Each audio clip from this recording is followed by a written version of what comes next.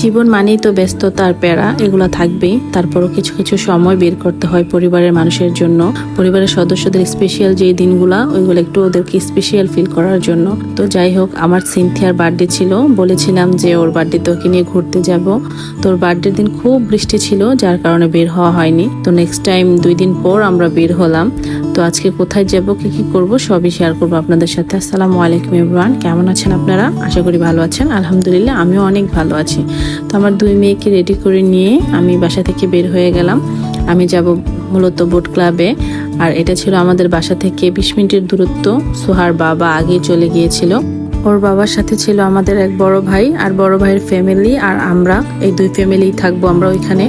তো বোট ক্লাবে আমরা চলে আসলাম, আর এখানকার এরিয়াটা কিন্তু অনেক বড়, আর বাহিরেও অনেক সুন্দর স্পেস আছে বসার। তো আমরা এসে ফার্স্টে একটু এখানে দিয়ে ঘুরতেছিলাম, পুরোটা এরিয়া ঘুরে দেখছিলাম। চারপাশটা খুবই সুন্দর ছিল, যেহেতু সন্ধ্যার পরে ছিল, অনেক লাইটিং এর ব্যবস্থা ছিল, আর লাইটিং এর কারণে আরো বেশি সুন্দর লাগতেছিল। পুরোটা এরিয়া আমি যতটুকু সম্ভব ভিডিও করেছি। আর নিচে বাচ্চাদের প্লে গ্রাউন্ডও ছিল। তো এখানে আমি এসে তো সোহাকে আর খুঁজে পাচ্ছি না, তো দেখলাম ও নিচে গিয়ে একা একাই খেলতেছে। আর এখন যেহেতু নভেম্বর মাস চলে এসেছে, হালকা হালকা একটু ঠান্ডা, আর আমরা নদীর পাড়ে বসেছিলাম। নদীর পাড়ে আরো বেশি ভালো লাগতেছিল। তো সন্ধ্যার দিকে বাচ্চাদের খাওয়ার জন্য হালকা পাতলা কিছু অর্ডার করলাম। ফ্রেঞ্চ ফ্রাই অর্ডার করেছি, পিৎজা অর্ডার করেছি, আর সোহানাকি ফিশ ফিঙ্গার খাবে, তো ওর জন্য ফিশ ফিঙ্গার অর্ডার করেছিলাম। আর এই ফিশ ফিঙ্গার খেয়ে ওর রাত্রে আর কিছু খাইনি, এটাতে ওর পেট ভরে গেছে।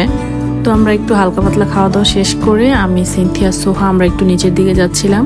আর নিচের জায়গাটা খুবই সুন্দর ছিল, এখানে বোর্ডও ছিল। রাত্রে বোর্ডটা অফ থাকে, দিনে বোর্ড দিয়ে ঘোরা যায়। তো আমরা যেহেতু রাত্রের টাইমে এসেছি, তো এখন আর বোর্ড দিয়ে ঘোরা যাবে না। আর এখানকার স্পেসটা আমার কাছে খুবই ভালো লেগেছে, অনেকক্ষণ ধরে আমরা দোলনায় বসেছিলাম। আর এটা ছিল ভিতরের অংশটা, অনেক বড় স্পেস ছিল আর খুবই সুন্দর ছিল, আর বেশি লাইটিং ছিল, যার কারণে আমরা ছবি তুলে শান্তি পাচ্ছিলাম না। ছবি তুললে মুখে শুধু লাইট আসতেছিল। আর আমরা তো হলাম মেয়ে মানুষ ভাই, যেখানে যাব ছবি তো তুলতেই হবে। আর লাইটিং এর জন্য সুন্দর হলে হোক আর না হলে নাই। তো যাই হোক, তারপরও আমরা হালকা পাতলা একটু ছবি তুলেছিলাম। তো এখানে এসেই সোহা আইসক্রিম কর্নারে চলে গেছে। ও এসেই বলতেছে যে আম্মু আমি আইসক্রিম খাবো। তো ওর এমনিতেই ঠান্ডা লাগতেছিল বলতেছে, এই জন্য আমি আর ওকে আইসক্রিম কিনে দিইনি। বাচ্চারা তো জিদ করবে, বাচ্চাদের সব কথা তো আর শুনলে হবে না। তো আমরা সবাই চলে আসলাম খাবারের জন্য। তো আমরা এখানে সবাই বসে পড়লাম খাবার অর্ডার দেওয়ার জন্য। তো সবাই যার যার পছন্দ মতো দেখতেছিল যে কে কি খাবে।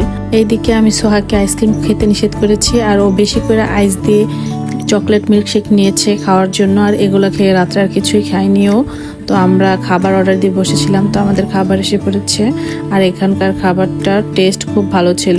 তো আমরা সবাই খাওয়া দাওয়া করে নিলাম। সন্ধ্যার দিকে যেহেতু হালকা পাতলা খেয়েছিলাম, তো একদম এগুলোতে পেট ভরে গেছে।